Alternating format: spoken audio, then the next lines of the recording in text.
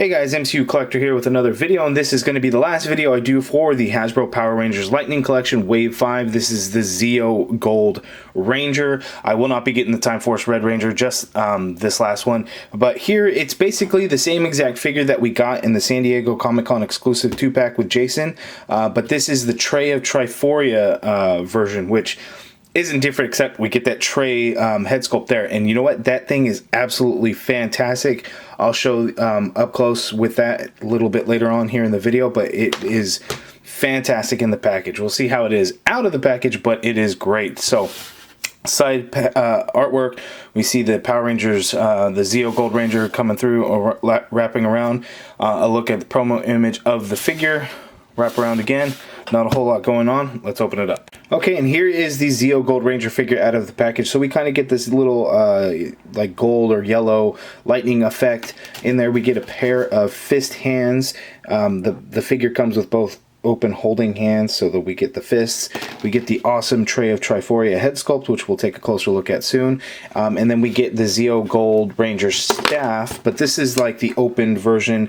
For whatever reason, we didn't get the other version that came with the San Diego Comic-Con, and I'll show you guys that here pretty soon. There's the figure. Now let's take a closer look at him and do a comparison with the San Diego Comic-Con release, but we are going to start off with that Trey of Triforia head. Okay, so here's an up-close look at the Trey of Triforia head sculpt, and I think it is fantastic. The only little gripe that I have with it is that I think the skin tone is a little bit more pale than it should be, and he should have a little bit of a tan going on from what I remember, and I did watch some of it not too long ago, and looking at pictures, he does look a little bit darker, so I think, you know, a little bit of a tan would have gone a long way, but I think they did a really good job. You know, Hasbro has gotten a lot of shit for the original Rangers and their head sculpts, but you look at some of them overall, they've done a great job. Like the Beast Morpher, Cybervillain Blaze, that thing looks incredible.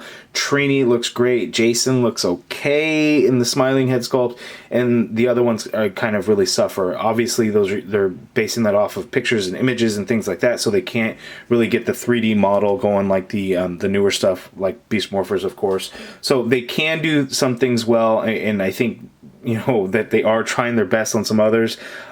Maybe they just don't quite hit the mark, but I think here they did a really good job. Now, this Zeo Gold Ranger is basically the exact same as the San Diego Comic-Con version, but there are some differences to be able to tell. Not a lot, but there are some. So looking at the San Diego Comic-Con version, you can see the wash is a little bit different. It's basically the same, but like right here, that triangle right in the front underneath, the wash ends up on this new one where they didn't put the wash on the older one. The shield is actually the exact same color for the most part. If anything, this might be a little bit brighter, but looking at the gold portions on the rest of the figure, and I don't know how well it's going to come through on camera, but the one on the left, the new Trey of Triforia, is brighter than this one. And so the San Diego Comic-Con one just looks a little bit muted compared. So we get a brighter gold on the new one, which is definitely a nice touch. You could probably see a little bit more so on the knee pads there, maybe on the boots too. So just a brighter gold. Right or wrong, you know, they're both a gold color. I still think both is better than the Legacy collection by Bandai, which was just kind of a mustard yellow.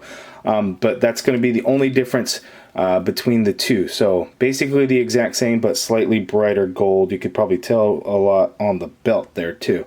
So that's the difference. And then another difference is actually the head sculpt on the new one is going to sit a little bit higher. So we get a little bit of a neck on this one versus the San Diego Comic-Con one. And I'll show that here right now.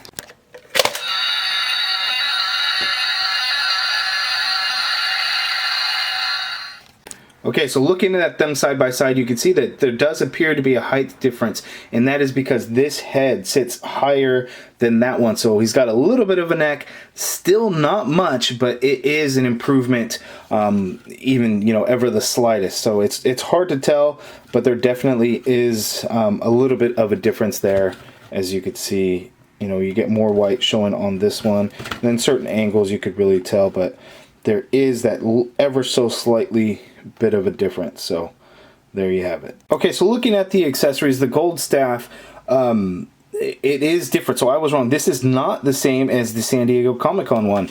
Here is the one from the San Diego Comic-Con 2-pack. As you could see, whatever piece this is, whatever it's called, is actually down. And I think it goes down when he morphs. I actually have the Legacy Collection, the prop replica of it, and I don't really remember exactly how it worked or anything, but we definitely is not the same one, and I didn't even realize that. So until now when I pulled this one out to check. So that's pretty cool. Somebody also had pointed out that they're disappointed in Hasbro for not painting the gold in here, and that seems like a pretty easy one for them to miss. I'm not sure how that ended up happening, but there should be more gold like right down the center here. So here are the two San Diego Comic-Con versions, and here is the one on the Wave 5. So it's kind of a cross between the two. So it's now interesting that we have 3 versions of this. So will we see another Zeo Gold Ranger release in the future? Who knows? But I would have thought that this is the one that should have probably come with the figure, because this is kind of what he uses to morph, if I remember correctly.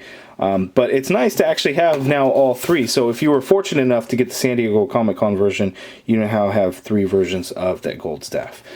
Here we have kind of the lightning effect, same as that we've seen with all the other ones, just obviously a different color with the gold. Now let's see Trey's articulation.